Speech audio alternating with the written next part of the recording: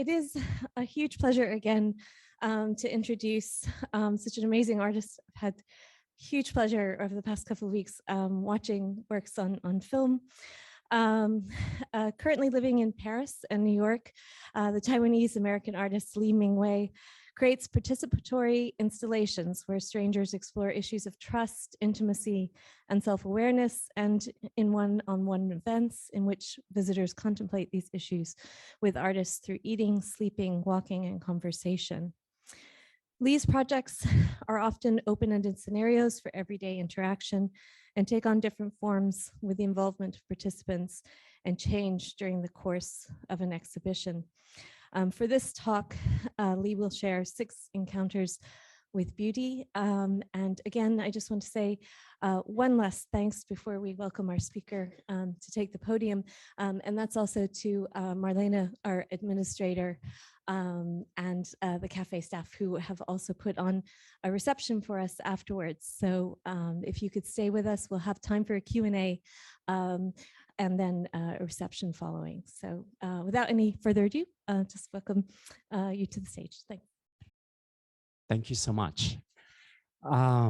It's a great pleasure and honor to be standing here as my very first public presentation since the pandemic last year. And I've done quite a few Zoom, and to be in the same room with living people is incredible. I think we often take it for granted, but this is really quite miraculous for us all to be here and healthy and enjoying each other's company. So what I'm going to do for the next, I'll say about 45 minutes, because I always believe that our attention span is no longer than 50 minutes, right? So I won't bore people. So what I'm going to do is I'll share 6 projects that I've done throughout the past 20 years, 25 years of my practice. And all of these projects are, I think they were all commissioned by institutions. So as you know, my practice is not commercially based, and they are usually by invitations of institutions or museums, which have the vision of inviting people such as myself, and in terms of practice. And I owe a lot to my predecessors, such as Joseph Beuys, Marina Abramovich, all these wonderful icons we have in the contemporary art. So, okay. Light, okay, thank you.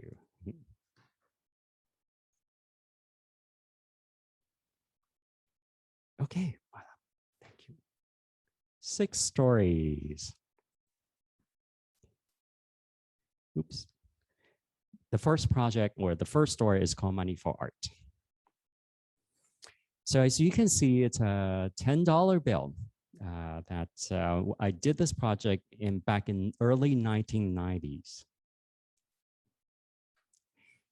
1994, 9 sculptures were given to. So what I did was that day I thought, what I'm going to do is just go to a cafe in San Francisco, because I was living in San Francisco at that time.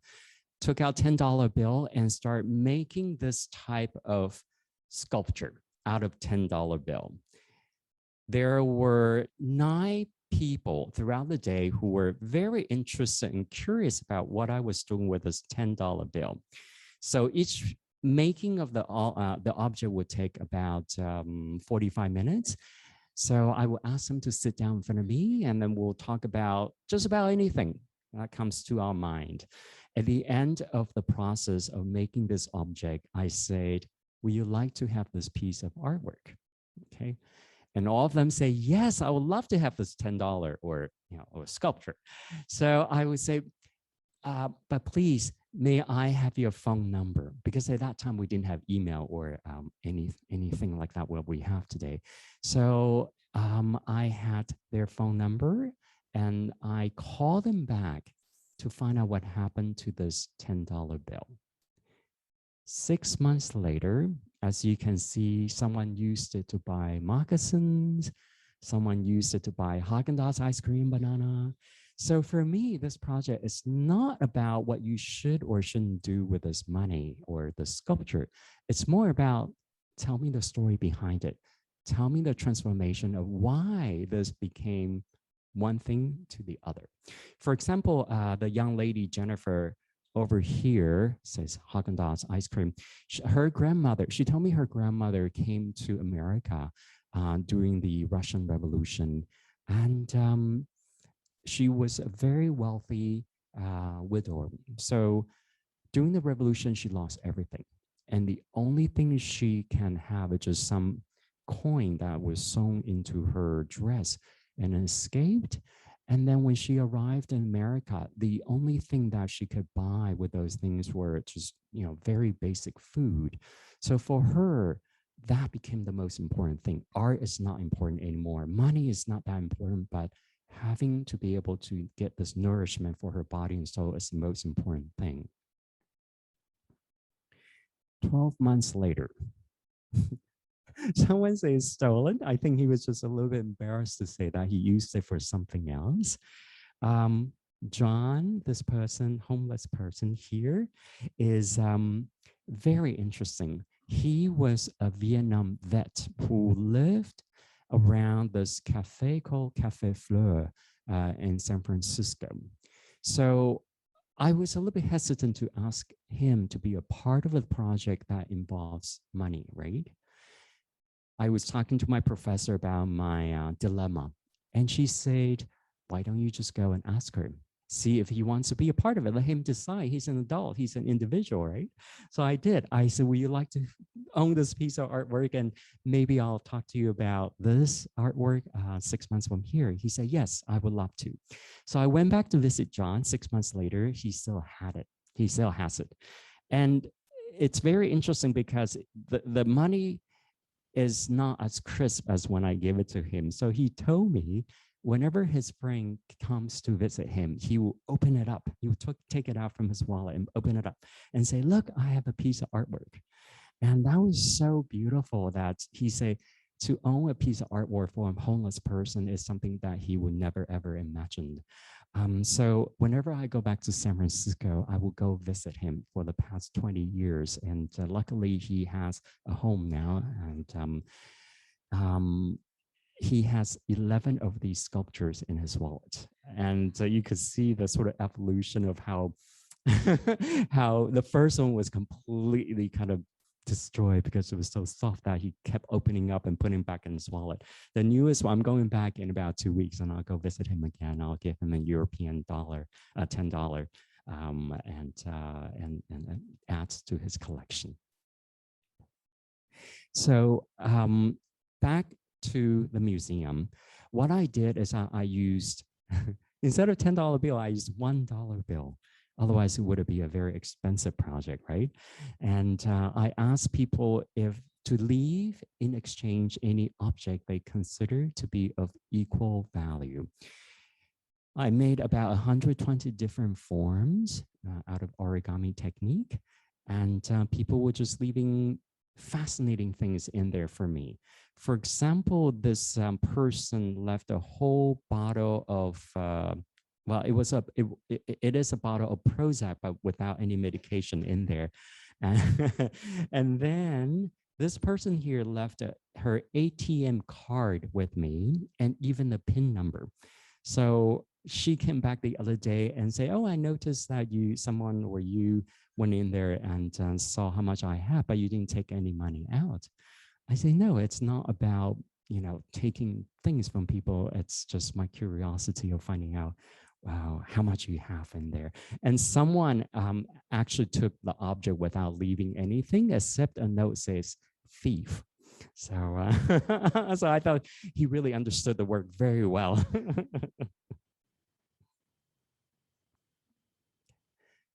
Second story, New Hua project.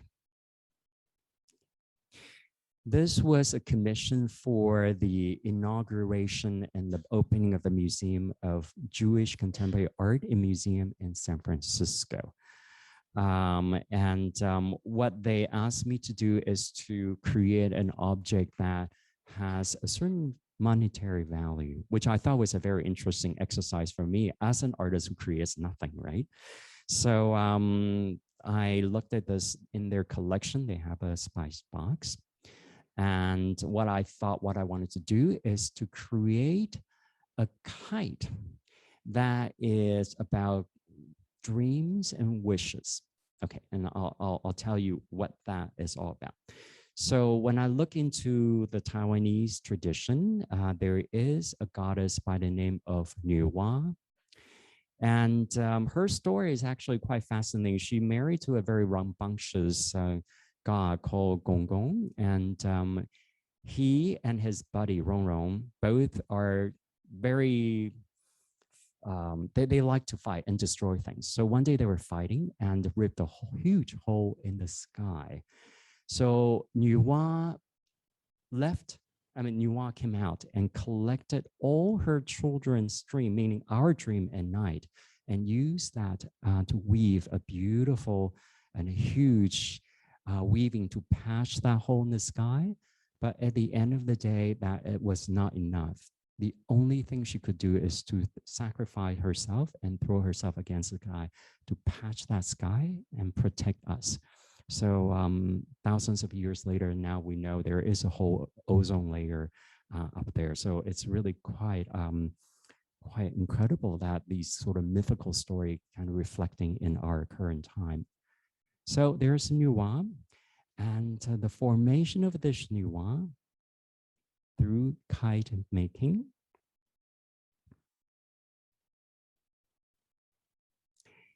I was able to go back to Taiwan and find a living treasure, Master Huang, who makes incredible kite by hand and bamboo and hand-woven silk.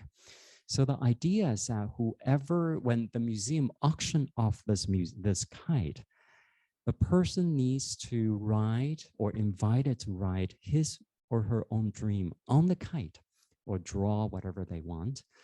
When the kite is completely filled with her dream or his dream or writing or drawing, this person needs to find a perfect day and a perfect time to fly the kite as high as it goes and then cut the string. That's a must, that this kite must let go, because the idea is that the kite will bring the dream up to the sky and patch the hole with our dream or with this person's dream. So the master was very gracious that he taught me how to fly the kite, because being a modern person, I actually don't know how to fly a kite that's made of silk and bamboo, right?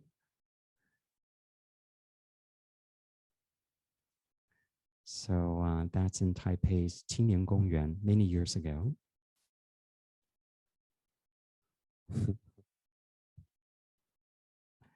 So there she goes.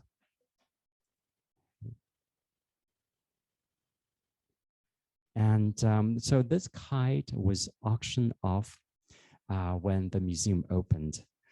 I don't know if the person started the process or actually finished the process and let it go yet. It's really not for me to define or to decide what happens to this kite. It really is a homework or an exercise. I invite the owner of this work to participate. So hopefully, she is being fulfilled. We'll see.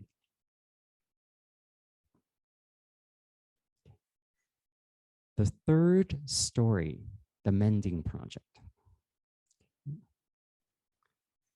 So this story, it's very simple.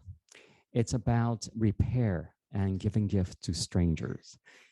When you come to the gallery, myself or other members from the community became the mender, who will be there waiting for you to arrive with a piece of clothing that needs to be repaired, to be mended, or to add some kind of embellishment to it. So I usually don't talk about this very, very tragic beginning of this work in the didactic in the museum, but verbally I'm willing to share this, the beginning, the genesis of this work. So 2001, September 11, my husband was working in one of the World Trade Center, and that morning we finished swimming. He went to work, and I went home. And then my dad calling me from Taiwan and said, turn on the TV. He doesn't know that I don't have a TV. He said, turn on the TV and get away from New York. The airplane just flew into the Twin Towers. So the first thing I thought of is, goodness me, John is in the building. So I hung up and I ran down the building. We were living on 11th floor. And then I got into a taxi, went to his house, and then just waited for him to come back. In the meantime, I didn't know what to do. So I took out all the piece of clothing that we needed. I didn't have time to repair, like socks, holes in the sweater, and start repairing it until I heard the key turn, and there he was standing there. And he also collected several strangers. Were kind of covered in ash and blood behind him because he collected them when he was running away from the building. And these were people who were coming to New York for a meeting, and luckily all of them survived and weren't in the building. So John lost around 400 of his colleagues who were all in the building, and no one got out. So anyway, so that was 2001, and it took me about 8 years, 2009, to have the courage to revisit that moment and create something that is already kind of a birth from that very horrific and shadowy event. And there you go, the mending project. So I will be sitting there, and if you have a piece of cloth, I will just be there to mend for you while you sit in front of us, and maybe tell us a little bit about who you are and why you brought this piece of cloth. And at the end, about 20 minutes, your clothes will be repaired or embellished or mended. I usually would ask people to let me borrow that piece of clothing for the duration of the show. We don't actually own it. We're going to return it to you at the end of the show. And I also, see, this is the way I mend. I'm actually not a very good mender, yeah? So there you go. and then I ask people to leave their name and occupation, just so when they come to collect, I have some idea where their clothes is. Again, this is a different way of mending. It's very much about celebration of life, yeah, and the meeting of strangers and the kind of gift that we could give to each other. Yes. Okay. So the reason why I ask people to leave their mended clothes with us after mending for the duration of the show is because I would like to connect each of the piece of clothes to these spools on the wall, therefore create a conceptual and a visual field of connection between these strangers. So you see, this is about 3 weeks into the show, and there is a sea of lines here. And at the first day, there was a child who didn't see the line and ran into the whole installation and pulled down quite a bit of them. So now I actually have a piece of blue ribbon to stop people to go into the installation. This is a very interesting image for me personally because this young woman was a medical school student in Colombia. She found out about the show, so she brought something for me to repair. Went back to see her mother, and that weekend her mother came, this lady here, and then she brought something for me to repair. The third weekend they brought the grandmother, who brought something else for me to repair. It's really fantastic. And when I showed this image back in Boston about 10 years later, someone from the audience actually recognized this lady and know who they are. It was so beautiful, the connection that we make. The last day of the exhibition, I asked people to come back and get their clothing. Gradually, each clothes go back to their owner, and so this is about an hour before the show closes, and this is the end of the exhibition. All the clothes went back to their owner, and look at all this connection kind of a trace of the connection. So by the end of the exhibition, we had about 400 pieces of mended clothes somewhere floating around somewhere in New York. And I had the great honor and pleasure of showing, because this project was a part of a 2017 and Venice Biennale in Arsenale. And 2 years later, my husband and I went back to Venice and we went to Opera Fenice. And the lady from the audience called out, Lee Mingwei. And I looked, I thought I didn't recognize her, but she pointed out this coat that I actually mended for her 2 years ago. It's a really wonderful gift to be able to encounter people like that. Okay, excuse me.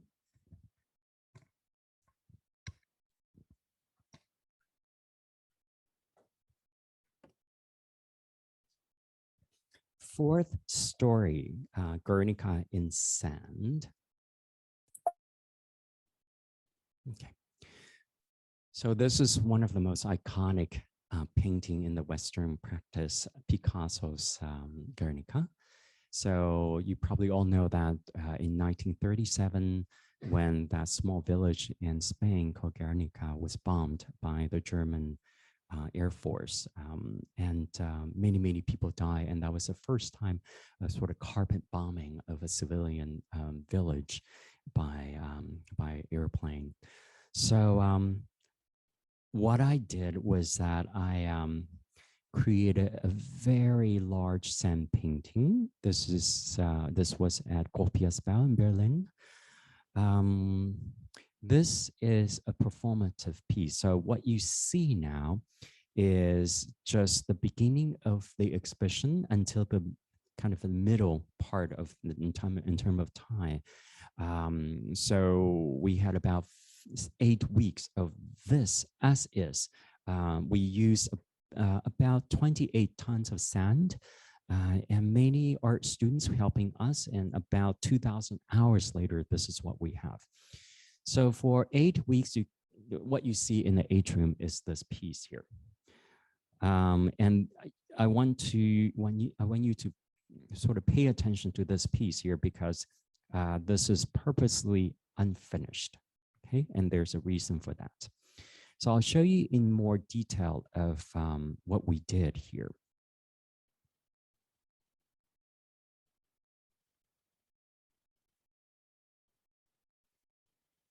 Okay, yes. So on the 9th week, on the morning, a Monday morning at 12 o'clock midday, the performance begins. And this particular, the second stage of the work, which is the performance, only lasts for about 5 to 6 hours during that day. So this is the performative component of this work. Okay. So I walk down to this, and then I will walk around, come to this area, okay? This is, so after I sit down, start to finish that part of the work, this is when one person's from the audience can start walking onto the sand painting. You can see the scale relative to the sand painting. So the person can take as long as he or she wants, and people, while hundreds of people watch the dynamic between these two people, the person who's on his knee creating this piece, while the other person is on her feet creating this piece too. So I try not to use the word destruction, because it's not really about that.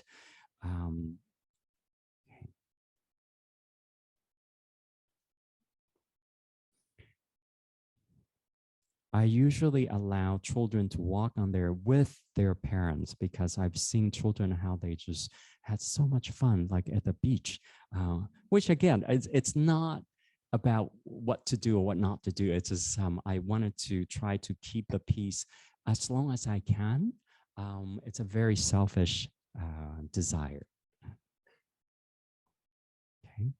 So this is about 3 hours into the performance, and you can see it's fairly trampled. Someone always asks me, what is this piece doing here, this artificial rock? So I purposely designed or created this piece to let people do what this young lady was doing exactly, to contemplate, to physically rest and think about what is going on around this area.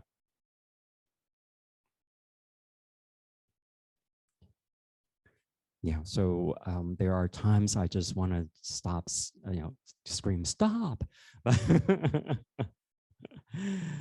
So, yeah, so this is right before the termination of this performance. You see, people take time to walk on it.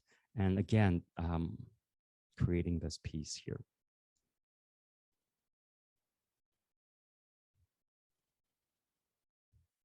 Very much defaced. To conclude, the performative component of the second stage is myself and 3 other performers. Each of us had a broom, walk into the sand painting. So we stopped the last person walking. And then this ritual came along. And each of us took a corner and start brushing the sand in a kind of gestural way to the center of the piece.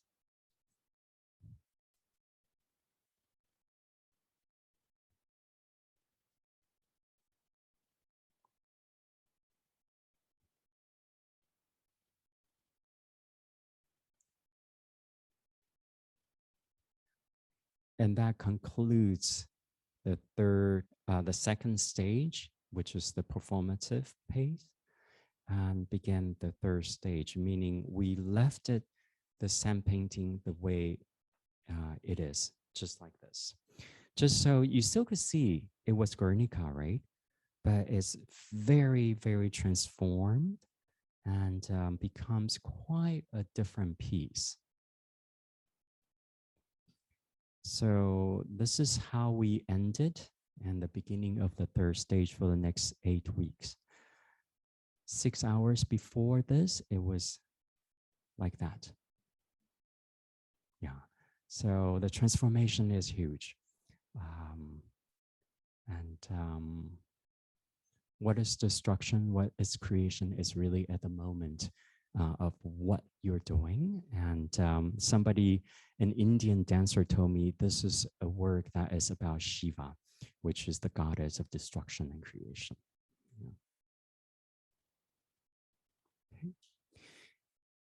Okay. Fifth project or fifth story, Bodhi Tree Project. Okay. So from Guernica, we're going to go to India and Sri Lanka.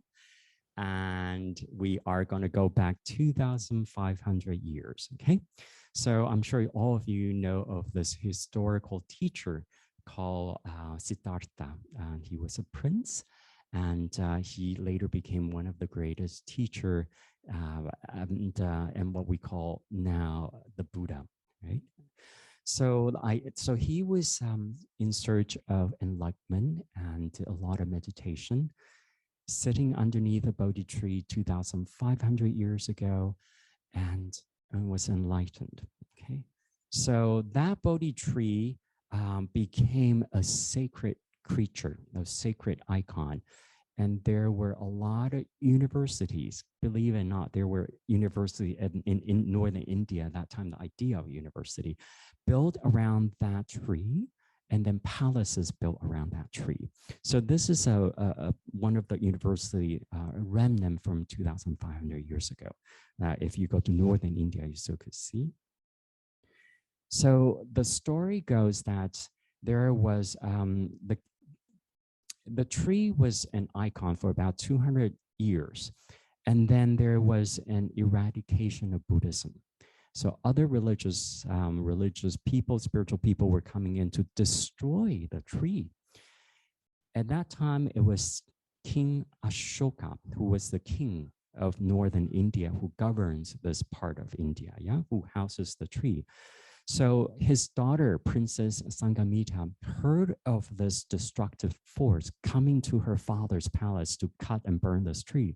So being a Buddhist nun, she went to her garden, her father's garden, took a sapling, hid it in her robe, and escaped to Ceylon, which is what we know as Sri Lanka. This is a mural depicting that very important voyage from northern India to Sri Lanka. Princess Sangamita and that sapling. So she arrived at a place called Ananapura, and this is the current Ananapura in Sri Lanka. If you go there, you see this tree, which was planted by her 2,000 some years ago. Incredibly healthy, incredibly big. And there is, so for the villager and for the Buddhist practitioner, this is one of the most sacred tree because it witnessed the enlightenment of Buddha, right?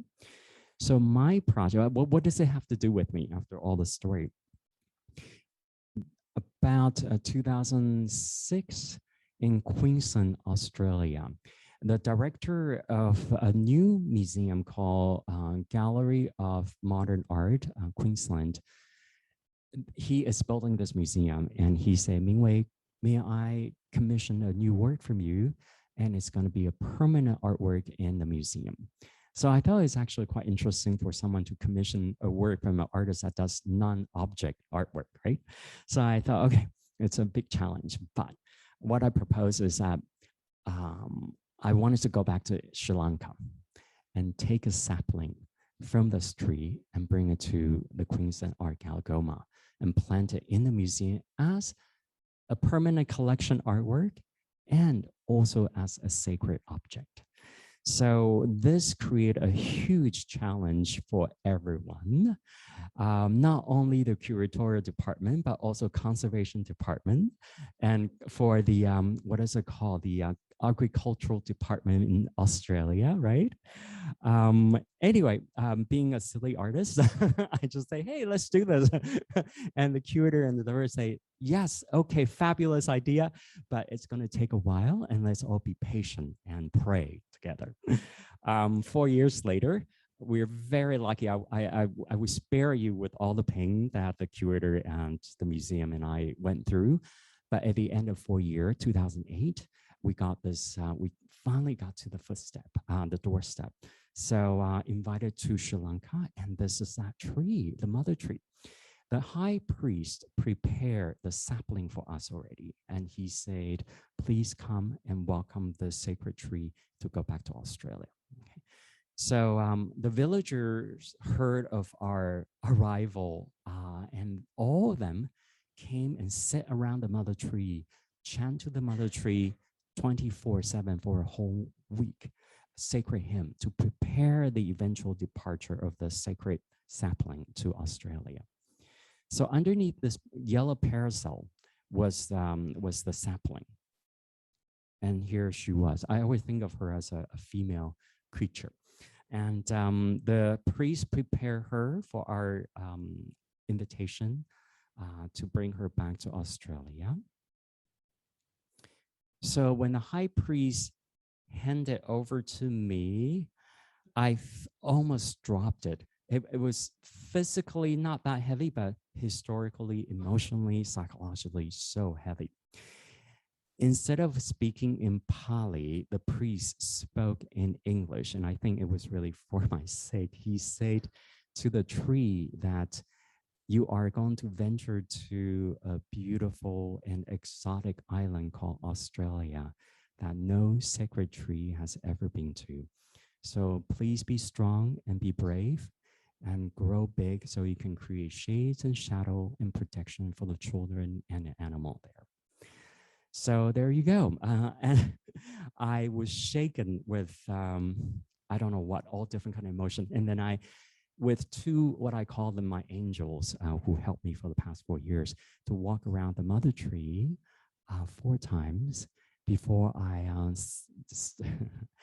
naively took this plane onto Qantas airline trying to enter the airport, and I was stopped at the gate because I didn't have the proper paper for bringing exotic plant into Australia. Anyway, so I use DHL. So if any of you want to send exotic plants or animal abroad, DHL is a good place. Uh, so this plant arrived in the quarantine of Queensland, and she stayed with all her exotic friends there for 6 months. And you see how quick she grows, right? 2008, on Buddha's birthday, the Taiwanese Buddhist nuns who were basically who were and who are the host of this work for the past 4 years, and they still are the host of this work along with the museum. They came and chant sacred hymn when we planted the tree. So they so a year later, you see she's already quite happy there, and the father and the child taking a break. Okay, so she's doing exactly what she's doing, growing big and creating protection. I know, right? So this is about 4 years later, only 4 years later, she's very big. The Buddhist nuns every year will come to her, and on Buddha's birthday, which is beginning of May, chant to her in sacred hymn. And so she's imbued in sacred energy. And what's really, really beautiful about this work for me in terms of community involvement is that, which I wasn't expecting this, it was a great surprise. The curator told me that all different spiritual practitioners will come to this tree as a sacred object and sacred tree, and then do their dance and singing according to their tradition for the tree for the next coming year. So for me, it was a really beautiful communication and collaboration with the community without me intentioning doing it, and the community embraced it completely. The other day I was flying over, this is about 3 years ago, I was flying over from Brisbane to Sydney, and when I look out the airplane window, I saw this green bubble in front of the museum, and so you could actually see her from the airplane because she is so huge. And now they have dedicated a whole team of our tree specialists and conservation specialists to take care of this, along with the conservator in the museum. So they are taking care of a sacred living art. Yes. Okay. Excuse me.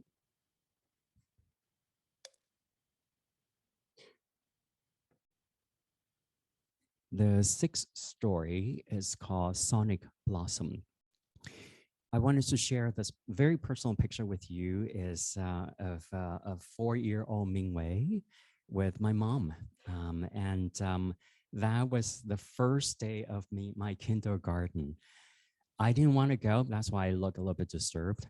And mom was a very clever person. She knew I didn't want to go, so she made everything I was wearing and told me, if you ever think of mom, just think that mom is holding you. So I was wearing everything that she was wearing. So I did go to school. So my mom and my relations are very intimate and very close. And a few years ago, she was very ill with heart disease. So I went back to take care of her in the intensive care. And when I was taking care of her, I played Schubert's Lieder for her. You might ask, why Schubert? Yeah. So when growing up in Taiwan, I came from a city called Puli and Taichung, very hot summer. My mom and my dad will all sit in the garden with a banyan tree and our dogs and cats and my siblings. But I would be running around the courtyard like a crazy puppy, and that drove my parents nuts. So my mom would play Schubert's Lieder very softly. And I'll say, Mom, I couldn't hear Schubert singing. I mean, of course it wasn't Schubert was singing, but I couldn't hear Schubert singing. And she said, well, honey, you just need to sit down, be very quiet, and you hear Schubert's music. So I did, and that's a clever way of tricking me into being very quiet and listening to beautiful things. So I played the same record for her, and it was so beautiful. And that was the idea of sharing Schubert's music with people, and this time not with people we know, but with stranger. So how does it work? This is a costume that my friend and I have designed, which we call it transformation gown. And this project was a commission for the inauguration of the Museum of Contemporary Art of Korea. So you could see in the actual space, it was just a chair and a stand. And so I work with local Korean singers, classical singers who are well-versed in Schubert Lieder. Each one of them takes on this gift-giving project or exercise by walking in the museum very slowly and purposefully. They will go up to someone of their choice. Okay, they're the one who's choosing it, and say, "May I give you a gift of song?" So often this comes as a surprise for people because most of people are not expecting to have an artwork walking up to them and say, "May I give you something?" But this young man said, "Yes, that'll be really lovely." So she invited him back, turned around and sang a Schubert Lied just for this person, while people just gather around and witness this extremely emotional and intimate and intense exchange. Usually the Schubert Lied lasts about 2.5 and 3 minutes. So this exchange, intimate exchange, lasts very quickly. I mean, it lasts not long, and quickly after the exchange, often the receivers are so stunned. Sometimes they just sat there and didn't really know what to do next. And often we see the receiver start tearing up and crying. And sometimes the singer would be affected by this extremely intimate exchange and couldn't sing. It's all very courageous, actually. So after the exchange, the singer returns to her adventure of looking for another encounter. Within 2-3 minutes, it becomes like that again. So there's absolutely no trace of that extremely intense exchange of two strangers. And then it will pick up again when the singer invited the next person. Okay. So what I'm going to do for you, oh, sorry. Oh, I do have something else here. So when this was at MFA Boston, I created a completely different costume for them just to show you in a very different setting, right? So Bebe, the singer from Wenzhou, walked in this palatial building, and she found a little young lady in a Dutch room all by herself, standing in front of Rembrandt.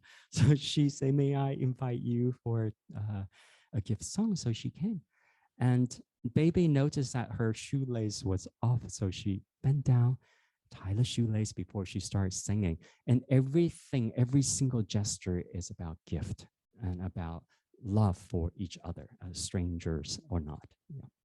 So by the end of this exercise or exchange, Bebe found a huge fan for herself, and the young lady followed her until the end of the day. And finally, the mother came to look for her. There you go. So let me invite you to close your eyes, and I'm going to play one of the Schubert Lied for you. So this might be something that you will be able to receive.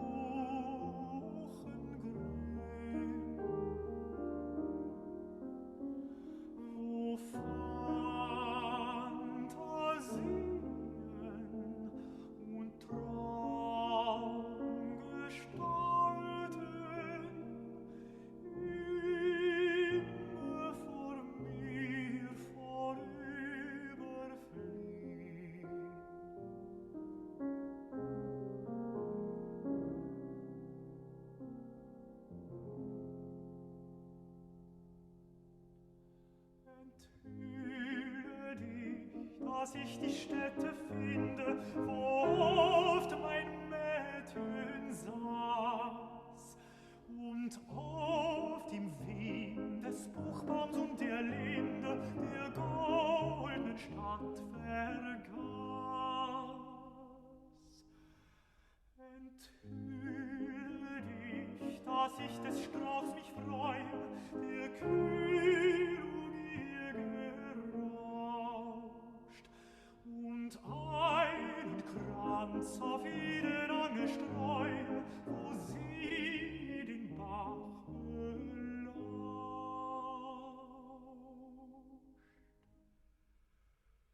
Dann, lieber Mond, dann nimm den Schleier wieder und trauer um deinen Freund. Und weine durch den Wolkenflor,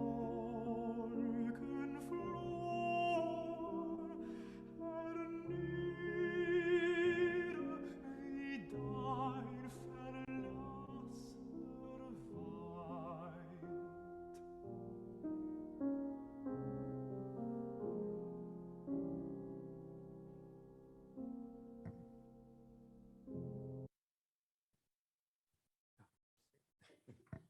So this project is currently in Atheneum in Helsinki. So if you want to receive a gift of song, please go to the National Gallery of Finland right now and on until the end of October. So thank you so much. I'm going to stop here and open up for Q&A. And if we still have some time after Q&A, then I'll share a small video with you before you leave. Thank you so much. Currently in Atheneum in Helsinki. So if you want to receive a gift of song, please go to the National Gallery of Finland right now and on until the end of October. So thank you so much. I'm going to stop here and open up for Q&A. And if we still have some time after Q&A, then I'll share a small video with you before you leave. Thank you so much. No, the young man. Yeah. What's next? Tate Modern. So please come to London next year, April. Love to see you there. No, the press department won't let me tell more. It will be a surprise. Yes.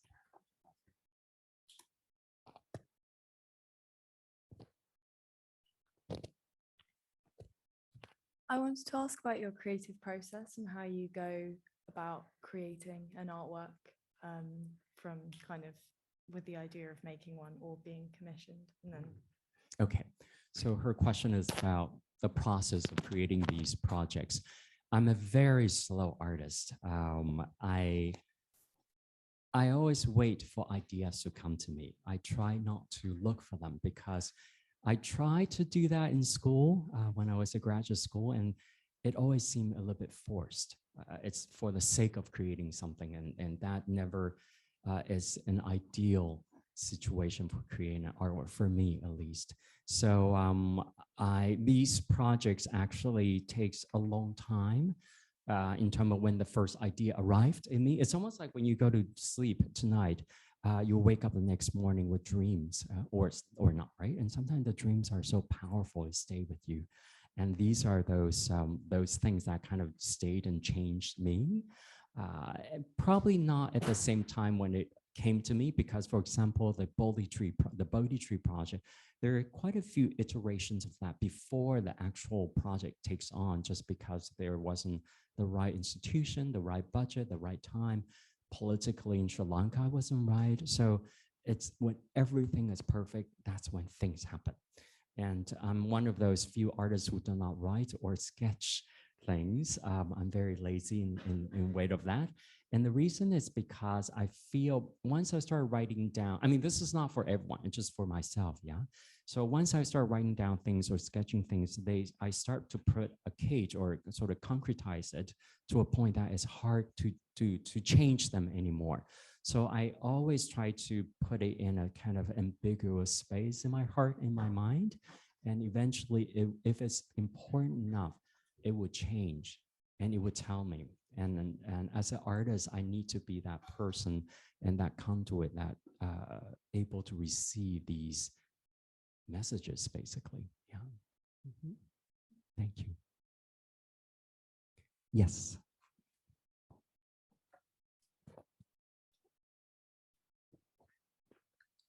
Hi. Hi. Thank you so much for this lecture. It's great. Thank you.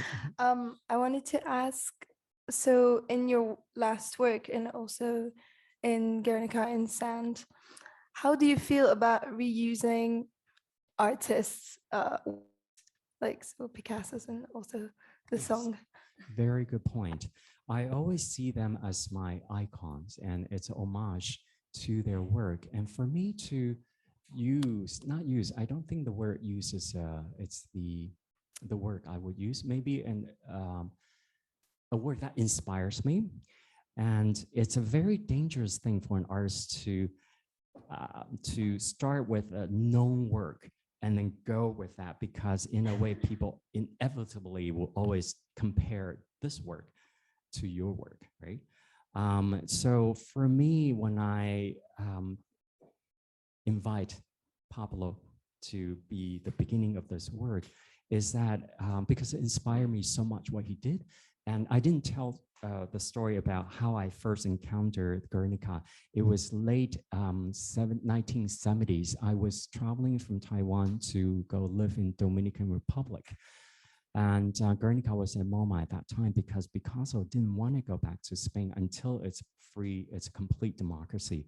So MoMA was safekeeping it for the moment. And when I went into MoMA, my parents showed me this painting. I was in shock. I was early teens, yeah, because the paintings what I encountered when I was living in Taiwan were these artworks in the National Palace Museum of the Imperial Collection of still painting from 1,000 years ago, birds and flowers and temples and palaces, but never ever something so gruesome and so large and overwhelming. So my parents saw me standing there with my mouth open and in shock. And so later on doing dinner, I remember my parents saying that, you know, art could also have a political initiative and political messages in it. And it's not just about beauty. It could be only about beauty, but there's something bigger in that. So that made an impression in a young soul. And it only took me, well, it took me 30 some years to have the courage to have a dialogue with them. So I invite Guernica, and I also invite the Tibetan Buddhist practice of mandala to create, to sort of mix these two traditions and aesthetic to create a work called Guernica in Sand. Yes. So I always feel indebted to the great artists who are my predecessor, who inspire me in an incredible way. Thank you. Yes.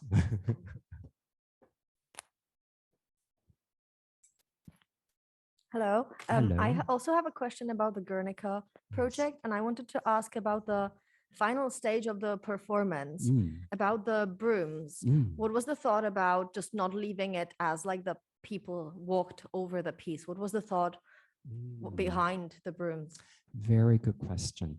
I think it's more of a personal aesthetic choice to have a sense of a storm that just went over the whole thing and create a sense of unity, visual unity. Because before the brushing of using the broom, is that you could see a lot of fingerprints, footprints, and just all different kind of thing, which is perfectly fine. However, for my own aesthetic, I felt like I wanted to have something more uniform. And I thought that was quite a poetic way for four of us to say thanks to each other and conclude the work that way. Thank you. Hello. First, I just want to say thank you. That was like really inspirational. Yes. And secondly, given that a lot of your works, or all of them, involve audience participation and like strangers, essentially, you seem to place a lot of trust in other people. Do you ever have any fear that they won't respond in the way that you hope, or do you just go in with your idea and just let it happen?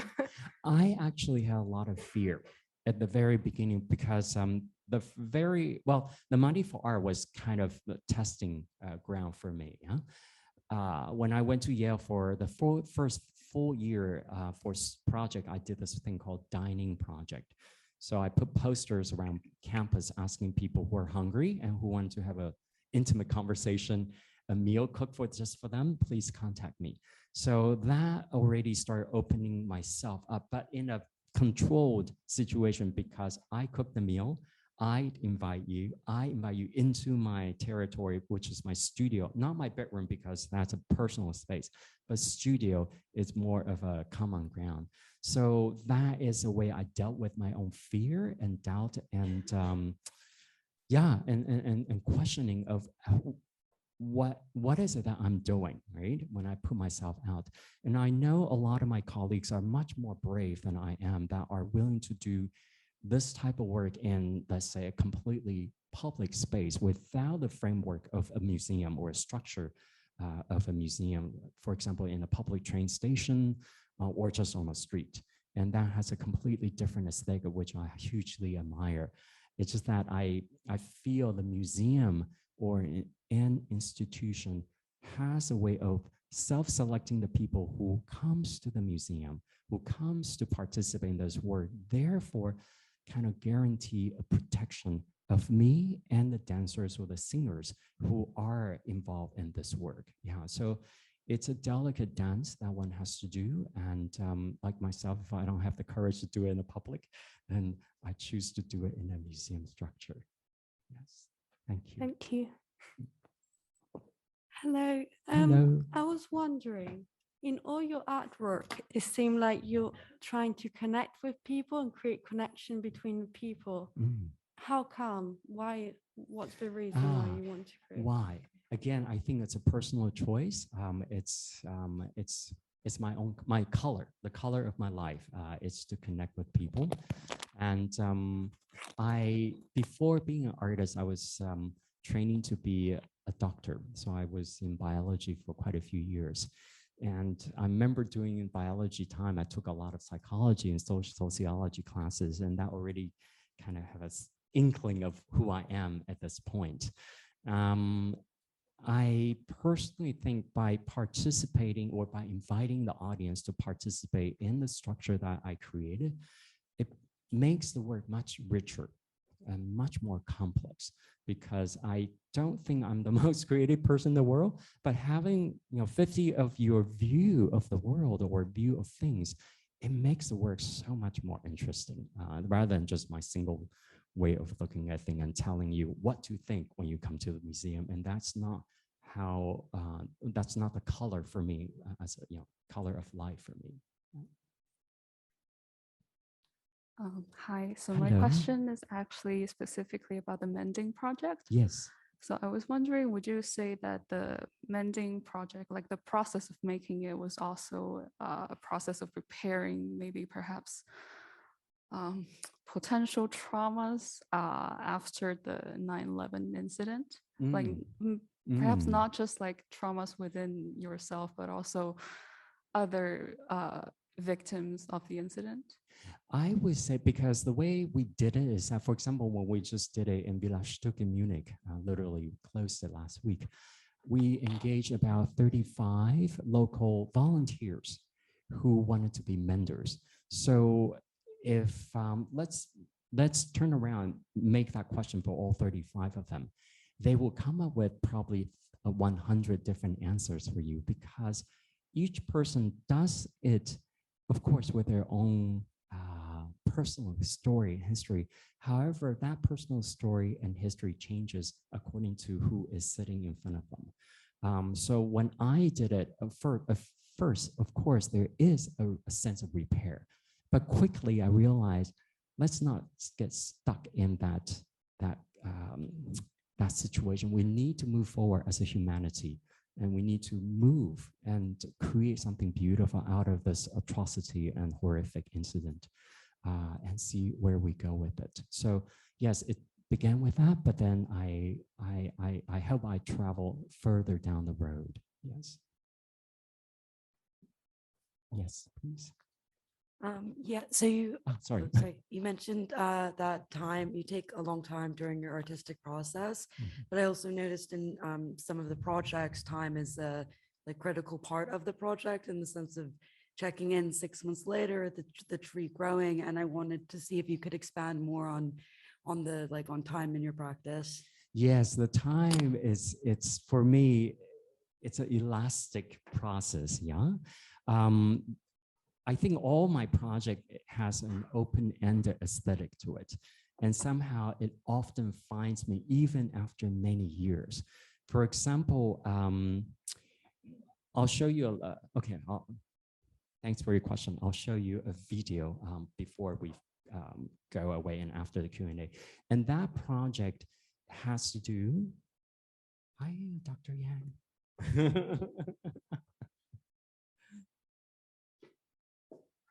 Okay, thank you. Loading meeting control. Okay. So often the projects, people who involved in the projects, like the mender who, the mending project who has something mended, will find me, not purposely, not like tracking me down, but just find me out of serendipity and say, are you the artist who did this at that? And that for me connects me back to the original idea of when I create the work. So I never really know when a project finishes or ends. It's really a sort of osmosis process between life and artwork here. So I never really see, oh, I'm going to set this time to create my work, and then after that, I'm not in my work. They are not clear. And sometimes that could be quite dangerous because I don't know where one begins and one ends. And thanks to my husband's patience, he allows that to happen. And I'm very lucky when time, there's no clear delineation of these two worlds for me. Yes. Thank you. Yes, please. Oh, one more back there. Okay. Sorry, we'll get back to you. Yes.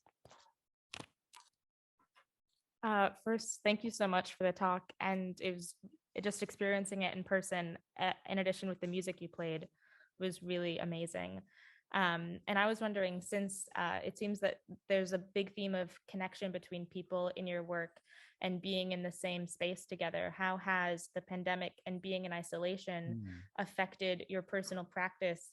And maybe from that, have you found any digital or virtual ways of making? Good question. Okay. So my survey show at Gopiasbaum Berlin last March, my team and I were installing with the staff. And once we finished installing, I got a text from American Embassy saying, the last flight going out Berlin is now. You want to go or not? So I said, yes, of course. So I led my team there. I went back to New York and they finished the last installation and flew back to Taiwan. So all 17 projects were ready to go, but they're like sleeping beauties, right? Waiting for the princess and the prince to come and kiss them and wake them up. As of May, so about 2 months later, mid-May, Berlin opened and they all woken up. But each day we only can have 50 museum visitors. So what did I do in between those 2 months when Sleeping Beauty was sleeping? Yeah, I created 3 sister projects because the director asked me, so can we think of something exactly what you're thinking? And for me, I usually feel technology is so far away from what I do because I create relationship with real people. Yeah. So the sister projects I created are based on, for example, one of the sister project is called Waiting for Dawn. And the idea came from Sonic Blossom. So instead of inviting strangers physically to come and sing, the museum set up a platform that you can log in and say which time you're free, and then they will pair you up with a singer. So there are 6 singers from the Berlin, and one lives in Finland. One that, you know, they all live in different places because after lockdown, everybody went home. And then they will just log into that Zoom time, and this person will sing a song, not a leader, not a super lead, but a song about the arrival of dawn. Yeah, and that was quite successful, I would think. And then, yeah, so the 2 other projects we did also are sister projects. I call them sister projects, and they're not with the same name as the original project, like Sonic Blossom, because they're not Sonic Blossom. And Sonic Blossom is only on while the pandemic is waning. I had to think about that because, so in Berlin, when the pandemic is kind of going down, and then we open the show, they are still they're quite concerned about singers projecting sound, right? Meaning the saliva just spraying to everybody, and that's not good. So they created a plexiglass shield in front of the singer and the receiver, okay? Which is a really lovely compromise because it's about safety. You know, safety is so important. The most beautiful thing is that, so after each singer sang, they have to clean the shield because we don't want to infect their colleague, right? So they have a little Windex box behind them. And after they sang, they have to do this Windex cleaning. And I told them to please do it slowly and gracefully so it looks like a performance work. And they did it beautifully. And people started clapping even after they did the cleaning. So I think that's my next project, the cleaning project. Yeah, so I think we're all very agile and very flexible animal, and we can really adapt to situations and make it, you know, at the end of the day, it's all about grace and beauty, right? Yeah. Thank you. Yes. Okay, so yes, please. Hi. Hello. I was very surprised to see your last project because when I was living in Boston, I visited the Isabella Stewart Museum, Gardner Museum, and I saw this. So I'm very shocked that it's you right in front of me. Yeah. And it's funny that I saw this in Boston and now I'm in Edinburgh, and I was wondering how you find a sense of belonging and okayness when you're constantly moving around and changing setting. Oh, okay. Being a Taiwanese-American, born in Taiwan, grew up in America, and now lives in Paris and New York, I really feel the sense of belonging is really inside my heart, and also where my husband is. Yes, and I still have family in Taiwan, and my sister lives in Rome, and we live in different parts of the world. I think the world is so small these days, especially with Zoom and the ability to travel. The sense of belonging, it's always, you have to be, I think you have to come to, be friend with who you are. And that's when you find your sense of belonging, yeah. And as an artist for the past year and a half, I actually been travel so much. And I'm very grateful because a lot of my colleagues do not have this opportunity to do so. So I think when I travel, I always find that sense of belonging when I'm with people of like mind, like yourself, people, curators, people who are working in the sort of social environment, who are concerned with who are concerned with environment. So these are the things that I find important for me, and that's how I find myself, the sense of belonging. Yeah. Thank you. Hiya. Hello. I wanted to ask you a question that's sort of related to the time thing. So as an outsider looking at your work, a lot of the seems to be on this like non-permanence of it all. So a lot of the projects end in a very different way to the way they start. And I would like to know what interests you, or if there is like a purposeful focus on this like constant changeability of it and this almost final disappearance of the projects? Yes, thank you. I think, again, it all goes back to in terms of personality. I am a person who doesn't like to accumulate objects and things. In fact, when I was living by myself in Brooklyn, my friends show up and say, when are you going to start installing your furniture? And because there's absolutely nothing except my bed in there and books. And so that's a part of my aesthetic that I just don't create things for the sake of creating it.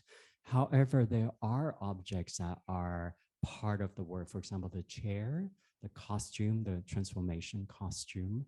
And these are essential for the work. And interesting to hear my friends say that, oh, usually when I spoke to them, the original idea, how when they see the actual work is so pared down, it just completely pared down to the bare bone minimum. And I always think that it's almost like a sculptor taking a Carrara marble, right? And then you see the vision and the possibility in it, and then you chip down the least essential, and then and to the very end, it became the bare minimum of what it should be. So in a way, I am a time sculptor in that sense. Yeah. Thank you. Okay. Last question before I play the video. Yeah. Okay. Maybe I'll go ahead and play the video, and then if you got more questions, we'll go, and otherwise we'll go enjoy the refreshment. Yes.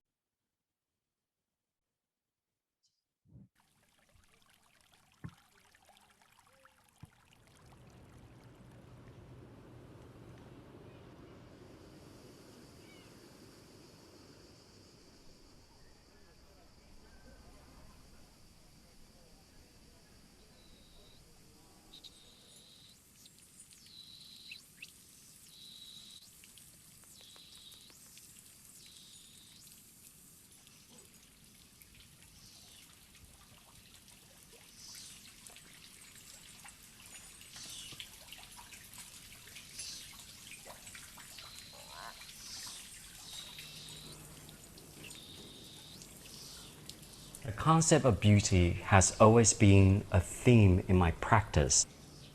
In the Giardini, I was invited to do a new project, which I call it When Beauty Visits, in the Biennale building right next to the library. The Scarpa Garden is a very tranquil and peaceful space with 3 fountains, goldfish, water lilies, and a whole wall of ivy that is shimmering when the wind comes. I told Christine Marcel that I wanted to create a project that's very simple and quiet and underwhelming.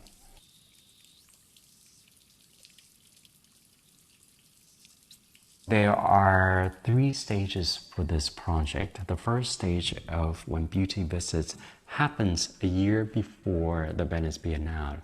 For a whole year, I went around and collected all very personal stories from my friends about when their moment of beauty encounters them. The second phase of the project happens within the Carlo Scarpa Garden in Giardini from May to the end of November. Each day, from morning to evening, there is a garden host that will walk around to look for an encounter. So if she comes upon a person that she wants to invite to the garden, she will say, "May I invite you to a private garden?" She brings this person back into the garden. and then leave the garden for 2 or 3 minutes.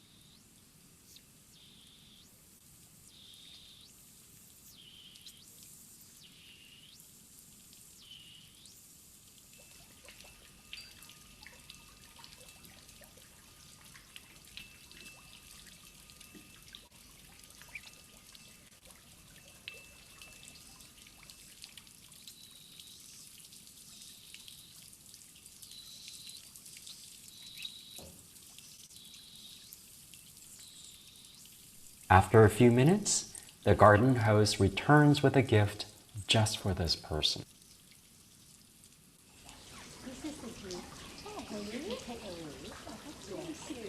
The moment to open this gift is when you encounter your next moment of beauty.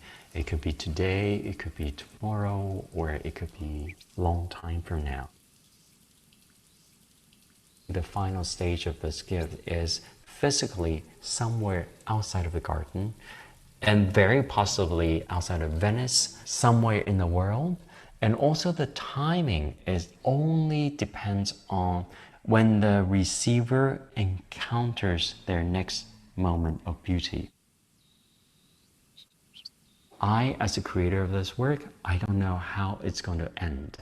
I'm just giving you a possibility. So you go off with this beautiful gift, which contains another person's moment of beauty.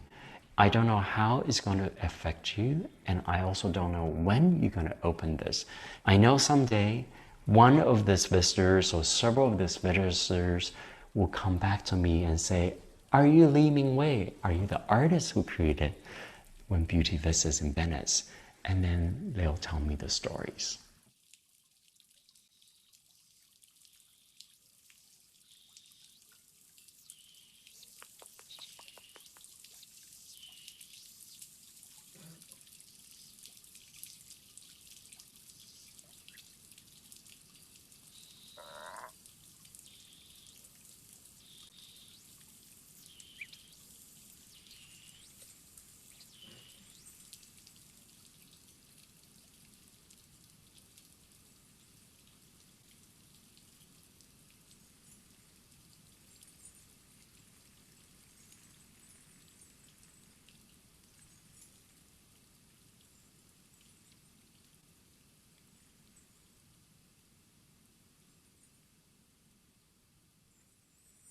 Okay, thank you so much.